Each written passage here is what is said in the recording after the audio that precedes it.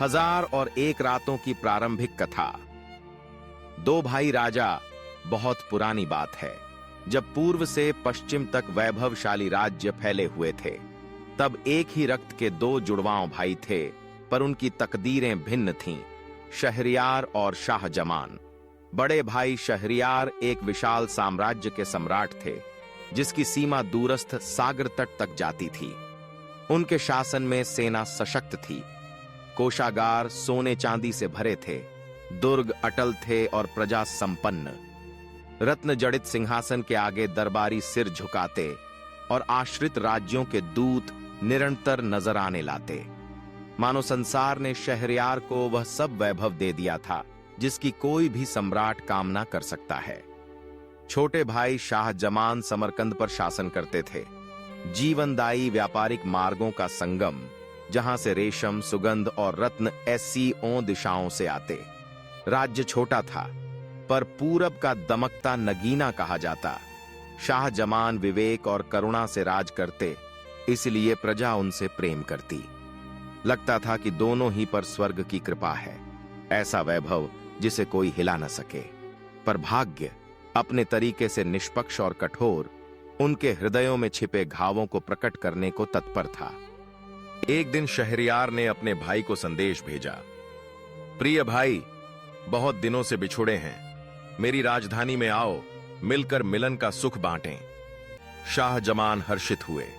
उन्होंने भारी दस्ता और बहुमूल्य भेंटें तैयार की, यात्रा की तिथि ठहराई, किंतु नियति ने काला धागा बुनना शुरू कर दिया था। रवानगी की पूर्व संध्या पर वे महारानी से विदा लेने महल लौटे, पर उन्होंने बगीचे में रानी को एक दास के आलिंगन में देखा। उनका हृदय टुकड़ों में बिखर गया। ईर्ष्या और निराशा की ज्वाला भड़क उठी। अंधे क्रोध में उन्होंने उसी रात दोनों का वध कर दिया। किंतु रोष उतरने के बाद भी पीड़ा और अपमान उनकी आत्मा को नोचते रहे। भाई की राजधानी को निकलते समय वे निर्जीव से थे। धुंधली आंखें, कृश चेहरा और प्रेम पर से विश्वास चूर।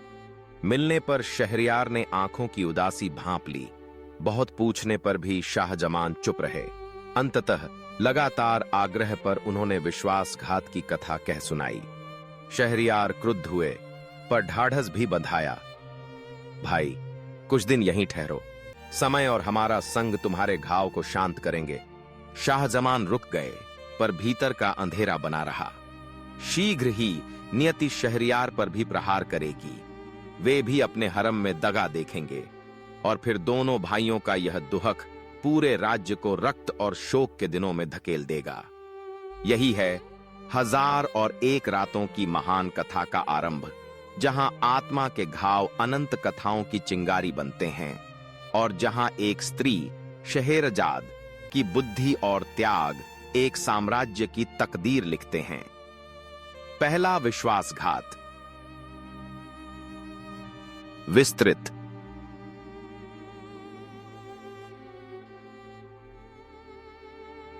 पचास शब्द।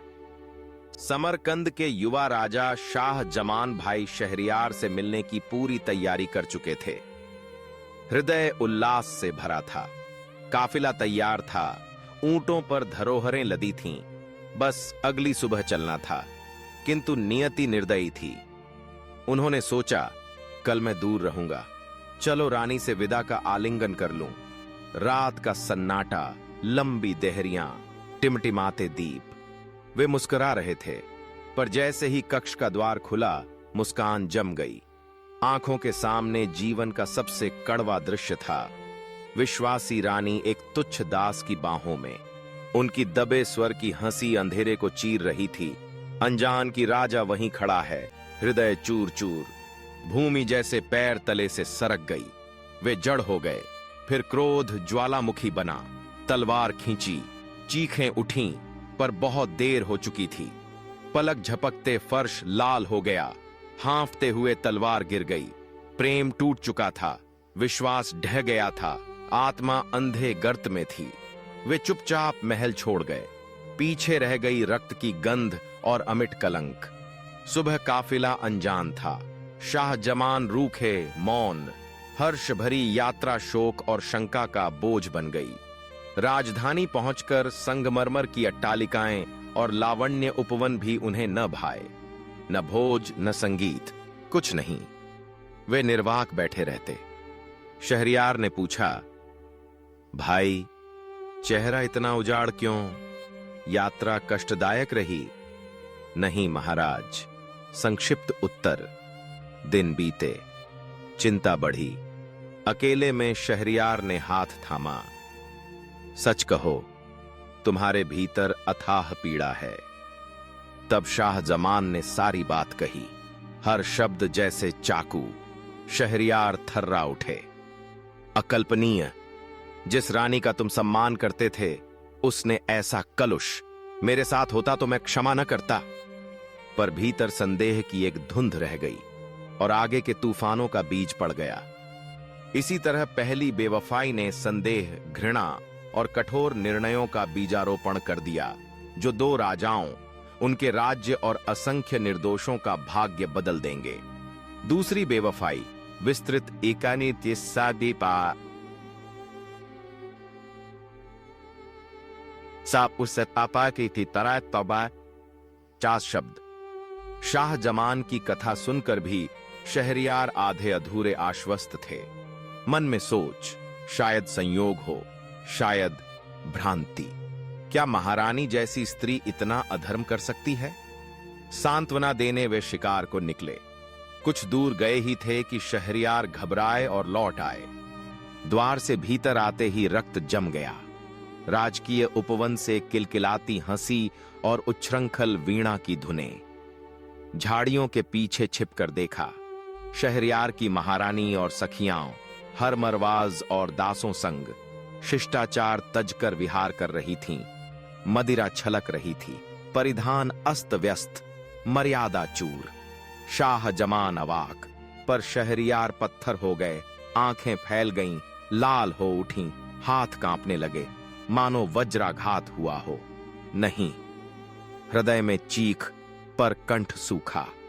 सम्मान का प्रतीक महारानी ने पवित्र आंगन को कलंकित कर दिया था। दोनों भाई मौन खड़े रहे। सत्य को शब्द नहीं चाहिए थे। उस क्षण से शहरयार बदल गए। पीड़ा भूमिगत तूफान बन गई। हृदय बर्फ, आंखों में द्वेष की ज्वाला। एक ही विचार, स्त्रियां सब धोखेबाज, प्रेम झूठ है। अगले दिन महारानी और सखियों को दरबार में घसीटा गया और बिना लंबी सुनवाई के दंड मृत्यु। पर घाव नहीं भरा, वह फोड़ा बनता गया। चेहरा मुस्कान भूल गया, आवाज इस्पात बन गई, दृष्टि में संदेह बस गया, विशेषकर स्त्रियों के प्रति। और यहीं से त्रासदी आरंभ हुई। शहरयार ने ठाना कि किसी स्त्री को दगा का अवसर नहीं देंगे। वे हर रात विवाह करेंगे और भोर में वध। यही द्वार था 1001 रातों का, जहां शहरजाद की कथाएं जन्म लेंगी, मासूम युवतियों की जान बचाएंगी और द्वेष से जमे राजा का हृदय धीरे धीरे पिघलाएंगी। रक्त शपथ, विस्तृत 200 शब्द। फांसी के दिन राजधानी कांप उठी, पर शहरयार का घाव नहीं धुला। वह चित्र हर स्वप्न में भूत बनकर घुस आता। रात को महाद्वार में अकेले अंगारों की झिलमिल आंखों में पड़ रही थी। उन्होंने धरती आकाश से शपथ ली, अब कोई स्त्री मुझे छल नहीं सकेगी। सब झूठी, सब निर्दयी। मैं उनसे एक रात विवाह करूंगा और भोर में तलवार। तब फिर अपमान न सहना पड़ेगा। यह रक्त शपथ शीघ्र ही राजाज्ञा बनी। दूसरे दिन वजीर को आदेश, हर रात एक कुलीन पवित्र कन्या प्रस्तुत करो। प्रभात होते ही उसका शव बाहर ले जाओ। यही मेरा फरमान है। वृद्ध वजीर कांपते हुए झुक गया, आंसुओं को भीतर ही भीतर पी गया। अवज्ञा का साहस किसी में न था। दुस्वप्न आरंभ हुआ। पहली रात एक मासूम दुल्हन लाई गई, कांपती आंखें नम। भोर तक वह नहीं रही। दूसरी, तीसरी, चौथी युवतियां जाती रहीं, लौटकर कोई न आई। क्रंदन गलियों में फैल गया। कन्याओं वाले घर दहशत में। माताएं रो रो कर आसमान से विनय करती। पिता पलायन को राह खोजते, पर सैनिक हर मार्ग पर पहरा देते। रौनकमयी नगरी सूनी पड़ गई। बाजारों में पुकारें नहीं, फुसफुसाहटें थीं। कई घरों ने बेटियों को तहखानों में छिपा लिया, पर व्यर्थ। सम्राट की आज्ञा तलवार बनकर सब पर लटक रही थी। रात्रि दर रात्रि स्वर्ण मंडित प्रकोष्ठों में शोक विवाह होता, राजा पाषाण सा, दुल्हन जल जल आंसू बहाती, प्रभात में मृत्यु की छाया। लोग उन दिनों को रक्त रातें कहने लगे। सम्राट की शपथ ने महान साम्राज्य को शोक भूमि बना दिया। मंत्रीगण फुसफुसाते, कोई बोलने का साहस न करता। एक भूल सिर उड़ा सकती थी। शाह जमान असहाय देखते रहे। वे भी दगा से टूटे थे। अब भाई को पागलपन में उतरते देखते समझाने का मन हुआ, पर शहरियार की कड़ी दृष्टि ने मौन कर दिया। रात पर रात, रक्त पर रक्त, यह शपथ राष्ट्र की त्रासदी बनती गई। और इसी अंधकार में एक छोटा दीपक जला, बुद्धि, साहस और करुणा का। वह दीपक थी शहरजाद, वजीर की पुत्री, जो अनंत कथाएं लेकर भाग्य की तलवार का सामना करेगी और जमे हुए हृदय में उजाला भरेगी। शहरजाद विस्तृत 650 शब्द। दरबार पर रक्त विवाहों की छाया थी। वृद्ध वजीर पर सबसे भारी बोझ था। हर रात एक कन्या राजा के पास ले जाना। सेवानिष्ठ मंत्री अब मानो मृत्युदूत बन गया था। हर कदम उनके हृदय को चीरता। वे माता पिताओं की रुलाई सुनते, निष्पाप कन्याओं की निराश आंखें देखते, पर असहाय रात रात रोते और नियति को कोसते। उसी घर में उनकी ज्येष्ठ पुत्री शहरजाद रहती, रूपवती ही नहीं, अत्यंत मेधावी। वह ग्रंथ, काव्य, प्राचीन आख्यानों और पूरब पश्चिम की दंतकथाओं में पारंगत थी। उसकी बुद्धि और करुणा सबको प्रिय थी। एक संध्या पिता के आंसू भरे लौटने पर उसने कंधे पर हाथ रखकर दृढ़ स्वर में कहा, पिताश्री, मैंने निश्चय कर लिया है। मैं राजमहल जाऊंगी और शहरियार की पत्नी बनूंगी। वह दहल गए। पगली, अर्थ जानती हो? तुम भी अन्य कन्याओं की तरह केवल एक रात जीवित रहोगी। पर उसकी आंखें शांत और द्युति से भरी थीं। नहीं पिताश्री, मैं मरने नहीं जा रही। मेरे पास योजना है। मैं राजा के लिए कथाएं लाऊंगी, अंतहीन कथाएं। हर रात सुनाऊंगी और भोर होने पर सबसे रोचक मोड़ पर रुक जाऊंगी। अगला भाग सुनने की लालसा में वह मेरी जान बख्श देगा। वह सिसक उठे। नहीं, तुम मेरी एकमात्र आशा हो। मैं तुम्हें मृत्यु को नहीं सौंप सकता। शहरजाद ने हाथ थाम लिया, स्वर कोमल पर अडिग। यदि हम कुछ न करें तो और रक्त बहेगा। लोग भय में जीते रहेंगे और देश शोक में डूबेगा। मैं चुप नहीं रह सकती। बुद्धि और कथा कला से मैं स्वयं को ही नहीं, अनेकों को बचा सकती हूं। मुझ पर विश्वास कीजिए। उनकी आंखों में साहस के साथ अदम्य विश्वास दिखा। वे रोए, गले लगाया और अंततः अत्यंत वेदना में हां कह दी। उस रात शहर ने सांसें रोक लीं। समाचार फैला कि वजीर की सुता स्वेच्छा से रक्त राजा की दुल्हन बनने जा रही है। लोग प्रार्थना करते रहे, सम्मान और दया दोनों के साथ। शहरजाद शांत कदमों से महल में प्रविष्ट हुई, खुले केश, आंखों में दृढ़ प्रकाश। किसी को पता न था कि वह क्या करेगी, पर स्वयं वह जानती थी, यह मृत्यु यात्रा नहीं, एक महान यज्ञ का आरंभ है, जहां बुद्धि और कथा ही भाग्य की तलवार के विरुद्ध उसके शस्त्र होंगे। पहली रात विस्तृत 50 शब्द। शोकाकुल चांदनी में महल निःशब्द था। प्रजा की रुद्ध रुलाई के बीच शहरजाद हरम में लाई गई।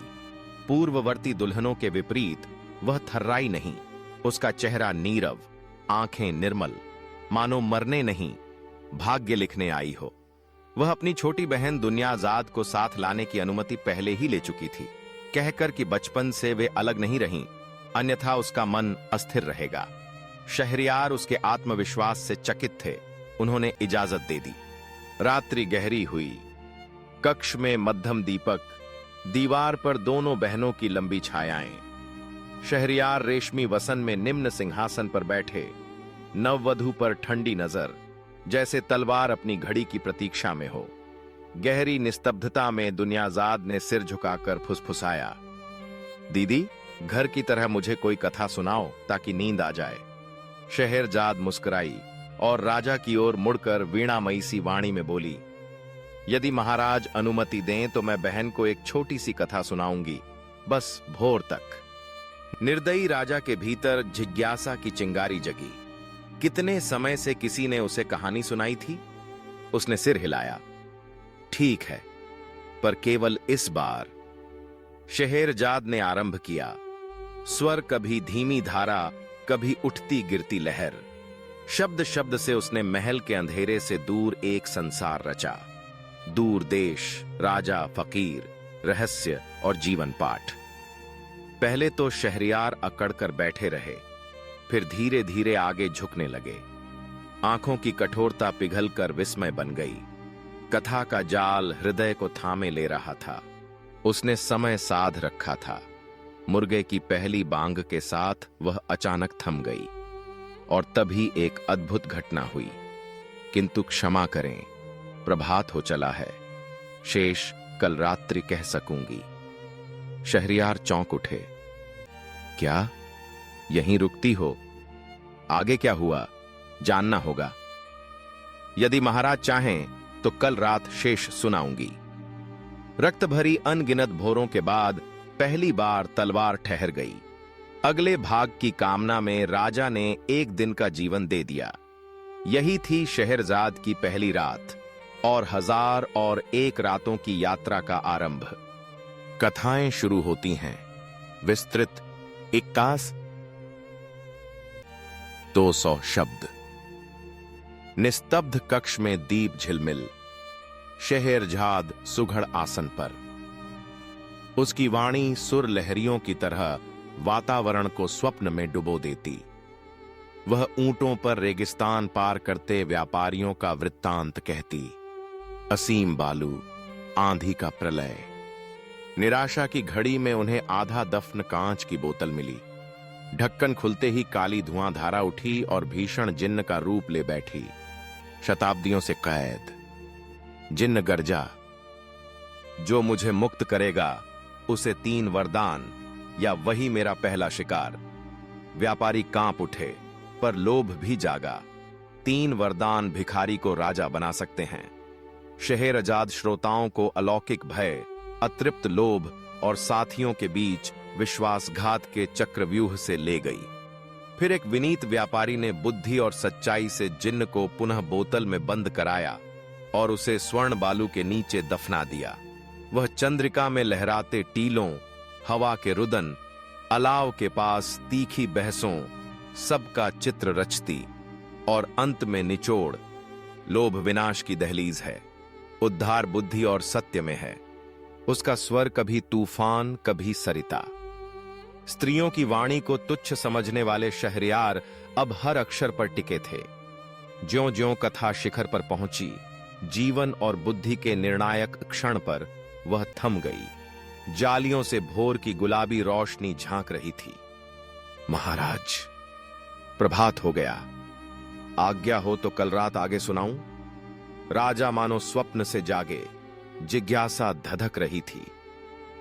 अच्छा, आज की रात और जियो, कल पूरा सुनना। फिर तलवार रुकी और उस क्षण से रात्रि दर रात्रि, कथा दर कथा, शहरजाद अपने जीवन की डोर बढ़ाती गई, जब तक कि जमे हुए हृदय तक पहुंच न गई। 1001 रातों का आरंभ। विस्तृत 300 शब्द। पहली भोर से जब उसे क्षमा मिली, शहरजाद ने अपने जीवन ध्येय को थाम लिया। स्वयं को बचाना, सहस्रों कन्याओं को बचाना और रक्त द्वेष में डूबते राज्य को बचाना। हर रात चंद्र किरणें जाली से छनती, पहरे की ढोलक बजती। वह शहरयार के समीप बैठती, आंखों में उजाला, स्वर में जादू, और हर रात एक नया जगत खुलता। कभी अलादीन, गरीब युवक, जादुई चिराग और साहस से राजकुमार। शिक्षा, भाग्य पलट सकता है यदि अवसर पकड़ा जाए और हृदय निर्मल रहे। कभी अली बाबा, दयालु लकड़हारा, निर्दयी डाकुओं का भंडाफोड़। शिक्षा, अतिलोभ विनाश है, बुद्धि विनम्रता सुख का मार्ग। कभी सिंदबाद के साथ साथ समुंदर, जीवित द्वीप, महाविहंग, स्वर्ण नगर और मृत्यु संकट, जिनसे केवल धैर्य पराक्रम पार ले जाए। ये कथाएं केवल समय टालना नहीं थीं, वे प्रेम विश्वासघात, निष्ठा न्याय, आस्था आशा के बीज बोतीं और घृणा से धधकते हृदय पर शीतल बूंदें बनकर गिरतीं। रात पर रात, कथा पर कथा, हर प्रभात वह कगार पर रोक देती कि यदि शहरियार चाहे भी तो आगे सुनने की उत्कंठा उसे रोके। उसने एक दिन टाला, फिर दूसरा, और यूं उसके कथन ने 1001 रातों तक का विस्तार पाया। लंबी रातों में शहरियार बदलने लगे, जिज्ञासा से मुग्धता, फिर अनायास मुस्कान, फिर विचार मग्न शांति। कब वह शहरजाद को मृत्युदेय स्त्री न समझकर आत्मा का दीपक मानने लगे, उन्हें स्वयं पता न चला। 1000 पहली रात पूरी होते होते शहरियार और हो चुके थे। रक्त पिपासु तानाशाह नहीं, दयालु न्यायप्रिय राजा। और तब से शहरजाद की कथाएं लिपिबद्ध होकर युग युगांतर तक चलीं। अल्फ लैला व लैला, 1001 नाइट्स, कल्पना का विराट भंडार, गहरी बुद्धि और प्रेम न्याय जीवन की सनातन अभिलाषा का संगम। आरंभ की शिक्षाएं विस्तार पूर्वक। घृणा एक बार हृदय में जड़ पकड़ ले तो स्वयं नहीं सूखती, वह अग्नि की तरह फैलती है और अपने रास्ते में हर चीज जला देती है। निजी आघात से शहरियार ने घृणा को सहस्रों निष्पाप कन्याओं के रक्त अश्रु में बदल दिया। यह त्रास बताती है, घृणा घृणा ही जनती है और अंततः उसी को भस्म करती है जो उसे थामे रहता है। पर सबसे अंधेरी रात में एक दीप जला, शहरजाद की बुद्धि, साहस और कथा कला। केवल शब्द और कौशल से उसने वह कर दिखाया जो तलवारें और सेनाएं न कर सकीं। अपने जीवन को, असंख्य युवतियों को बचाया और एक उन्मत्त राजा के हृदय से धीरे धीरे विष हर लिया। इसलिए 1001 रातों का यह आरंभ हमें अमर सीखें देता है। निरंकुश बल टिकता नहीं, पर बुद्धि भाग्य बदल सकती है। आतंक से राज्य कुछ समय चलता है, विश्वास और करुणा उसे सदा के लिए संभालते हैं। पूरे हृदय से सुनाई गई एक कथा एक व्यक्ति ही नहीं, एक जाति को भी बचा सकती है। और इस तरह रक्त और आंसुओं, घृणा और त्रास के बीच से 1001 रातें जन्मी, इस साक्ष्य के साथ कि कथा कभी कभी तलवार से अधिक शक्तिशाली होती है और बुद्धि अंततः अंधकार पर विजय पाती है।